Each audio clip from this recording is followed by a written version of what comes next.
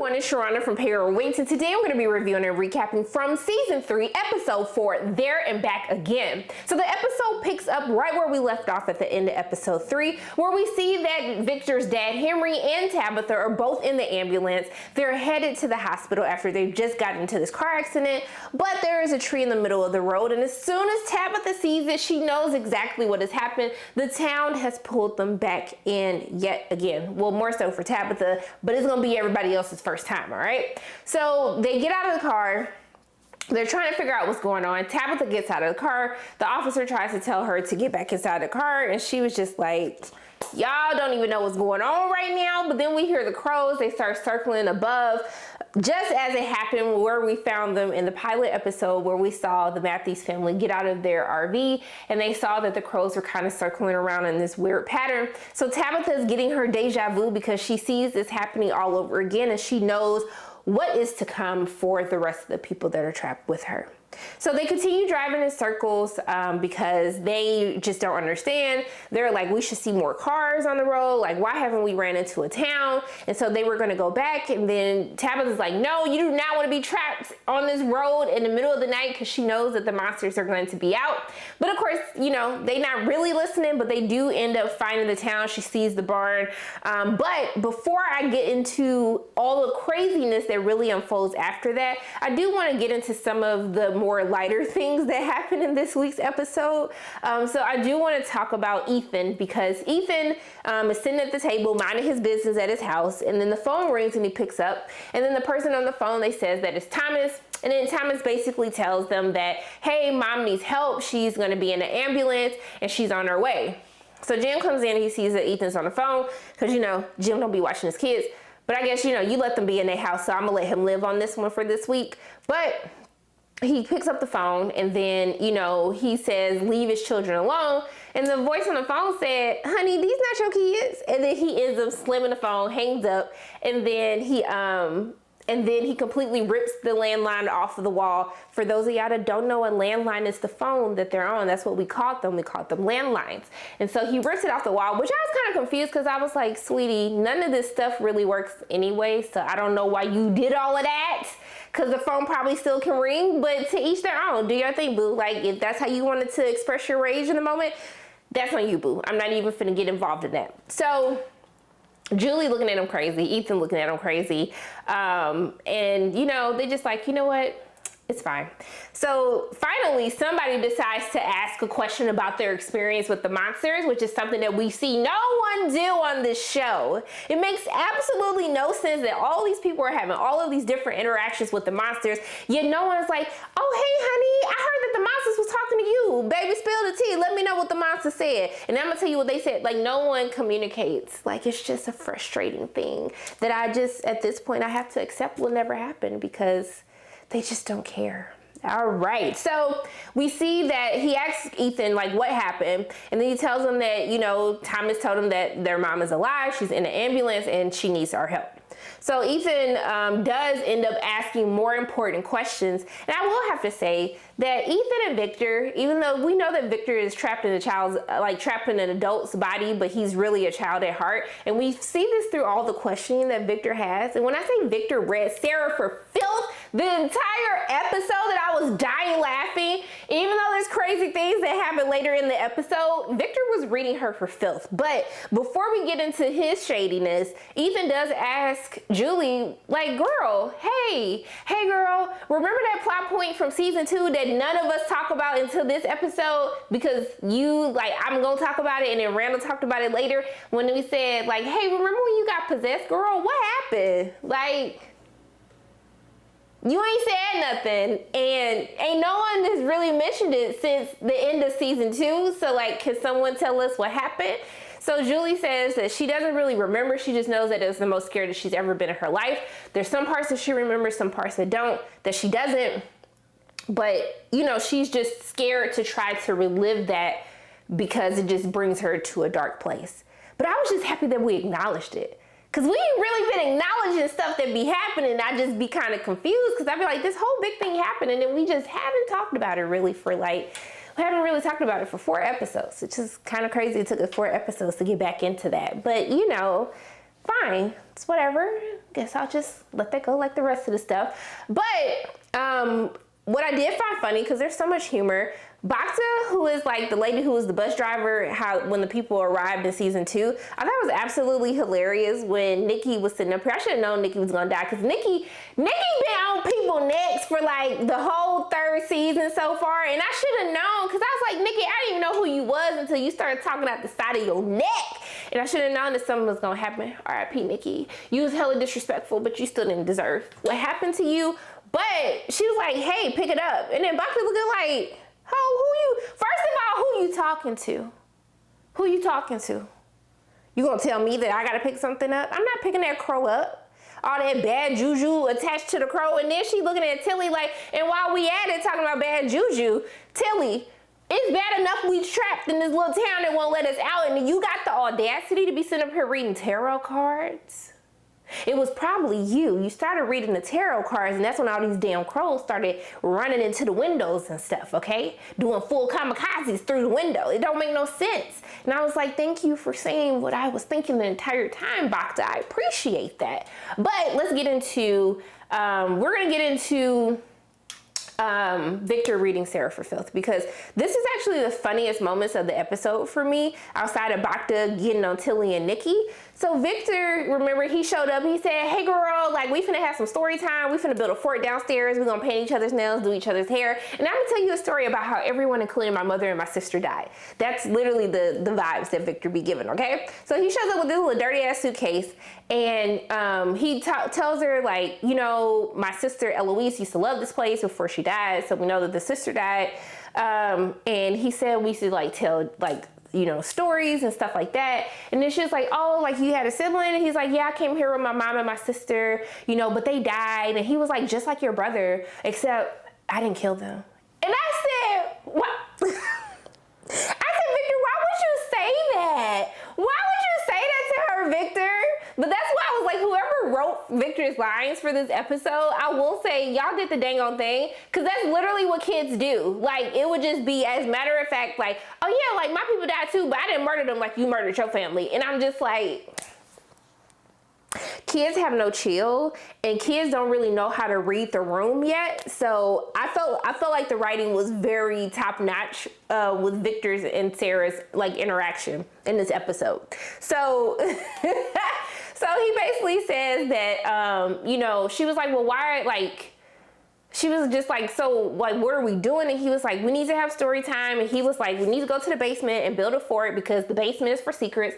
And I was like, Victor, I know you like a kid at heart, but the way you be looking at me, if you told my black ass that we finna go to the basement because the basement's for secrets, like, I'm not going to the basement with you, Victor. I don't care if I don't have no friends, okay? Like, I'm not gonna go to the basement with Victor. Absolutely not. But of course Sarah does, because she's just desperate to just have any type of human interaction, all right? So they, you know, he tells her, like, you know, I'm worried. I have to remember what happened that day, because like things are happening in the town that's never happened before. She's like, what do you mean? And he was like, it's never snowed before. It's never snowed in this town before. So, you know, stuff is like really escalated right now. So now I need to figure out what happened. He tells her that his mom tried to like save everyone, but he told her and Eloise to stay in the basement or wherever they were supposed to be hiding out at. But Eloise didn't listen, and then she ended up dead. And when he came out, basically the entire town was dead. And that was the first day that he actually met the boy in white. And so he has the suitcase because the items that are inside of there were belongings of all the people that they lost in the town that day. And Victor was a young boy. There was no way that he can bury all of those bodies. And so the boy in white gave him the idea that, you know, take like one of their favorite things, and that's your way you can remember them, and you can bury that as a way of burying the dead. And so Sarah's still sitting here, and she was just like, okay, but like, why do you need my help remembering? And he was like, oh, because everything that happened that day, like, I'm sure it's going to be some scary things that happen. And he was like, you're the scariest person I know, and I know you won't get scared. And I was just like, why does Sarah keep catching all these strays in this story that Victor is saying? I don't understand. So I guess he basically like, well, girl, you a murderer, so like, if you hear it, I should be fine. Like, ain't nobody scarier than you. He was like, you the scariest person I know. I just I paused so many times during the interactions, and the way that she just looked so distraught that he was saying this, I was just very confused. But I do have a question, because he tells the story, he's looking at all of these different, possessions and remembering the people behind it. And so he finds this one thing that belonged to his friend Christopher. And he was like, Christopher is like one of my best friends. But then Christopher started seeing the symbol, like the symbol that Jade has been seeing the entire time. Because Jade tells Kenny and Christy, about how he has been seeing all these symbols and all these things since he's first gotten to the town. So he talks about how he had a friend Christopher. I'm thinking Christopher, a little boy. And then this is grown ass man. And then the grown ass man had a puppet called Jasper. And then I was just like, I know my mind shouldn't be going here, but the fact that this little boy was talking about that this grown ass man with this doll Jasper was his best friend, it wasn't sitting right in my spirit, y'all, but I'm gonna let it go, because I know that all the craziness of this world probably hasn't gotten to Victor in his world. So I'm gonna give that up to the Lord, and I'm just gonna continue on with the story. Now, what I find interesting about this whole interaction is the fact that the Jasper is the doll that we saw that was in the cave. Remember when Jade and when Tabitha went into the cave? But I think even when Tabitha was in the cave with Victor, when she first fell through the hole down to where the monsters were sleeping, why didn't Victor notice it? Now, I know Victor said that he didn't have his memory, but I felt like this crazy doll would be something that would trigger his memory, because we saw all of these different possessions. So I want to know, what are the monsters getting from all of the possessions that they basically kept in the cave with them where they actually sleep? I think there's a bigger, grander plan that the monsters have, but I don't know what's going to happen. But I think it's really interesting that we saw that doll, the puppet, whatever, because we saw that Victor walked in with them in the basement, to Christopher and Jasper's on the other side, Jasper's mouth moving like they having a whole conversation. And I was just like, should I be concerned? Even Victor was like, I know I'm weird, but this is weird. Also, too, remember that before, when there's a scene where Jade is in a colony house and he's rolling himself a blunt, and when he sees the doll and he screams, that was one of the things that Jade saw. So I want to know, what is the connection that Jade has to Jasper, and is Jade going to be led down the same path that Victor's friend Christopher was led down as well? Whew, that was just a lot, and I need to get that off my chest real quick, because there's a whole thing happening and I don't know what's going on, but I know some craziness is about to happen out of that. Now, Jay did get on my nerves because he interrupted a moment that I felt like Christy and Kenny was gonna have a moment when, he was talking about he was writing a letter to his mother, like they write letters to the dead. And then he was like, I'm going through this thing, and the only two people that I would talk to is her or you. And he's like, well, I'm still here. You can talk to me. And I felt like he was going to be like, so what about that whole Marielle? But then Jade sit up here and interrupted the entire moment. So I was over it. But then Kenny brought it back because he told Jade how Tian Chen really loved him like a son. And I thought it was really cute. He was like, when you write your letter, tell her that we said hi. And I thought that was cute. But he still got on my nerves because I felt like we was going to have a moment. Because we never talked about that either. Can we have some type of resolution or conversations? Y'all were setting us up for a whole thing with Kenny and Christy, and then Marielle came, and I'm still confused, okay? But let's get into the craziness of what happened. So Boyd, we saw Boyd told Randall, let's switch places, and so he could watch to see what the monsters have been up to. And I'm glad that Randall acknowledges, because he was like, why are you still here? I told you go to the sheriff's office. And he was like, no, if there's a possibility, I want to figure out how to get home, because I done seen some things, and there's things that happened to me, that I can't explain, and that's been really crazy. So I was just happy that he brought that up, because I just feel like there's plot points that happen and we just never talk about it. It just never makes sense to me. So yeah. So he then has a conversation with Boyd, because he's just like, something's not right. It's dark. The monsters aren't out. He was like, these people got whole schedules, okay? Old girl, she come and just stands and hums for a good 10 minutes. This other hoe that's a nurse, she be standing just staring at me smiling. It's a whole thing that I have going. I have my own little connection to them. So something doesn't sound right, all right? So that brings us back to Tabitha and Henry. Okay, so they see the barn, and she's trying to get them to stop by her house. She's like, that's my house right there. But they keep going. They not listen to her because they think that she's basically crazy. So they stop when they finally see a body in the road. So I'm like, a body in the road? I said, I know this, the damn monster's right here. And Tabitha looking like, hold on, that is not the body that y'all think it is. Do not get out of this car. We all gonna die. So she talking crazy, and then they don't listen to her. They get out of the car. But before so, the police officer handcuffs her. She was like, dude, like, y'all are finna die if you get out of this car. Like, stay in the ambulance, honey. So they get out. The two paramedics go to look at the girl. They roll her over, and then the girl smiles, and they're like, what the? And then she slashes their throat. She kills both the paramedics. The police officer just standing there with this crazy look on her face.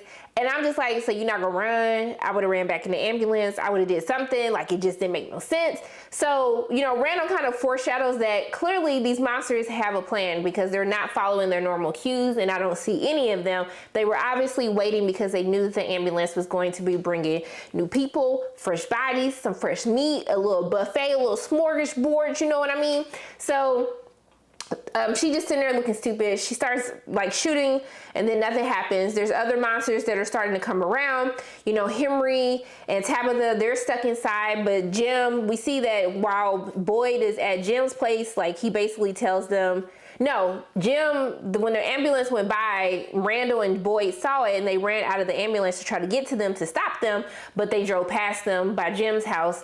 And so then Jim was the one who basically ended up telling Ethan to stay there, which I was like, thank you, Jim. That's the best bit of parenting that I've ever seen, because we know if anything goes awry, Ethan's gonna be the one to put everybody in harm's way. So he told him, stay your little ass inside this house. And then he looked at Julie like, make sure he stays his little ass inside the house. And she said, okay, all right.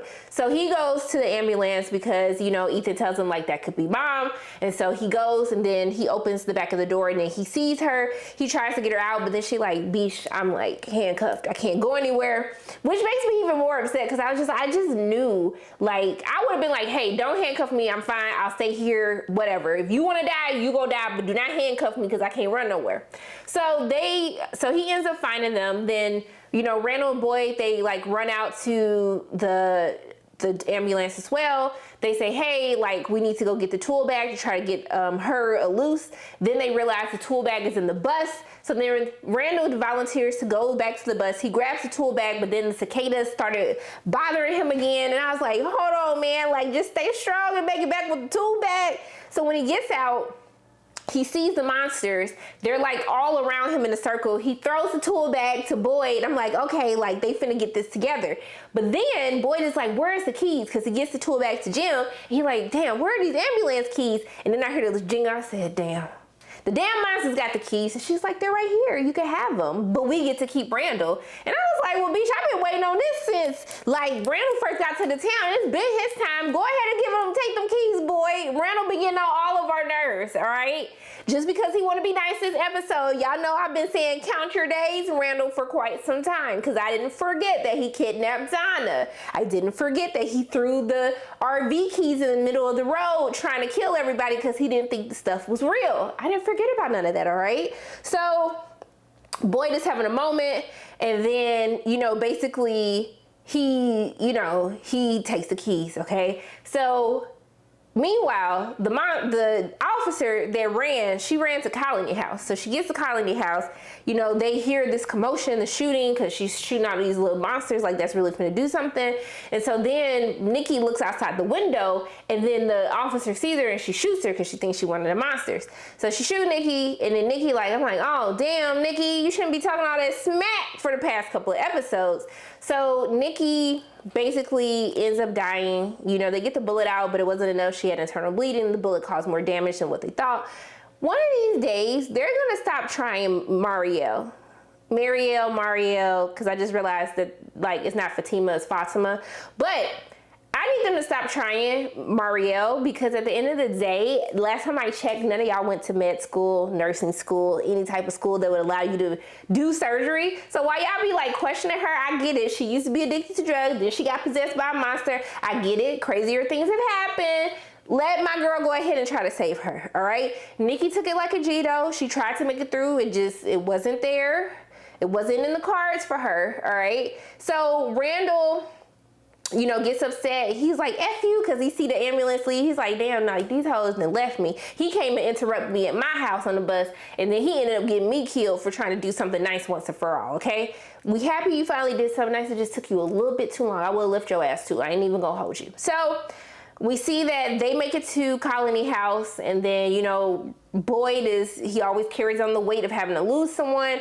So when he sees what the officer has done to Nikki, he goes off on her. Then Donna was like, you with me upstairs now. And I think she was finna get him the business. I was like, I know she's finna go in on him. She just started breaking down crying. He like, now you finna sit up here and yell at me. And then she look at her and she didn't broke down. And she was like, honey, I'm scared. I don't even have time to get mad at you. It's just too much going on. And I was like, Donnie, I know you stressed, because y'all had me stressed this episode too, watching it. And so then we see that in the midst of all of this happening, Elgin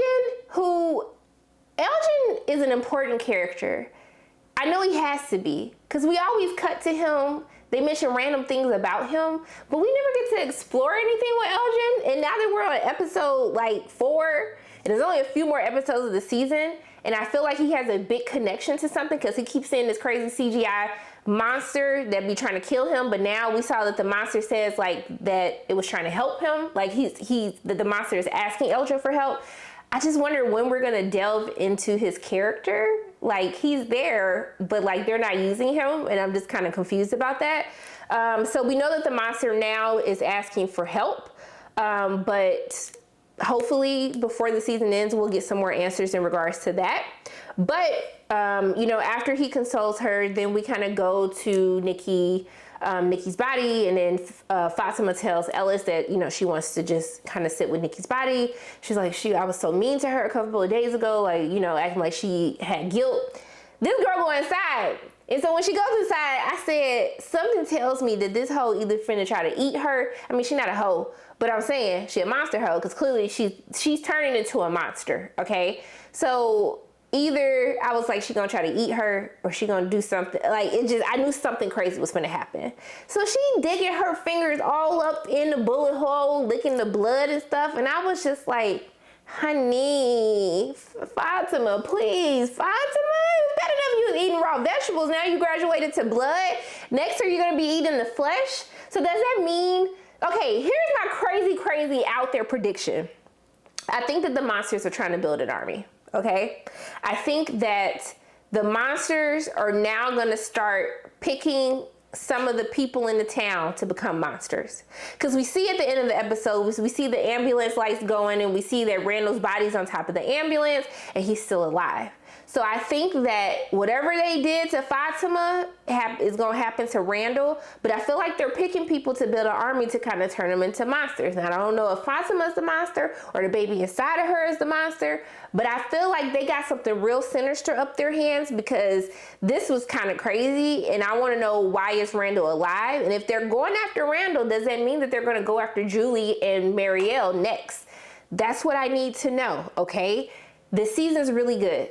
I would have to say this is the best season out of all the seasons. I think that we've actually been getting a lot of good stuff actually happening every single episode. Now, if they could just get the townspeople to talk to each other, it'll be an amazing show. But I do think that this is the strongest season that they've had so far. I think that every single episode has delivered. I haven't felt like, oh, this was a filler episode. Ish bit happened in every episode, okay? Y'all heard the criticisms, and I appreciate that. I just need y'all to hear the criticism on Elgin, and also too about other plot points that y'all just never come back to. And y'all also need to figure out what y'all finna do with Jade. Jade been seeing stuff since season 1, and y'all ain't really did nothing with that either, okay? So if y'all can just answer those couple of issues and concerns, the concerns that I have, I think y'all will have one of the best shows out right now, okay? So let me know in the comment section below, what do you think? What do you think about the connection with the doll Jasper between Jade? Is Jade gonna be the new Christopher? Is he gonna go into this dark place? What's gonna happen with Elgin now that he knows that the monster's trying to tell him that the monster wants him to help him? I don't know if that monster's body is somewhere in the house. It kind of feels like the monster's body somewhere buried in that house. I don't know. That's just my thought. But I would like to know, what do you think in the comment section below? Are the monsters going to go after Marielle and also too after Julie now that they went after Randall? Let me know in the comment section below. What are your thoughts? What are your theories? How are you feeling about this season? Did you like this episode? How did you feel about Victor reading Sarah for Filth the entire episode? But let me know in the comment section below. But those are my thoughts on From Season 3, Episode 4, There and Back Again. As always, my name is Sharona from Payroll Waits, and if you like what you saw today, make sure you hit the like button, hit subscribe, share this video with your friends, and make sure you hit that notification bell. And I love you guys 3000. And until I see you again,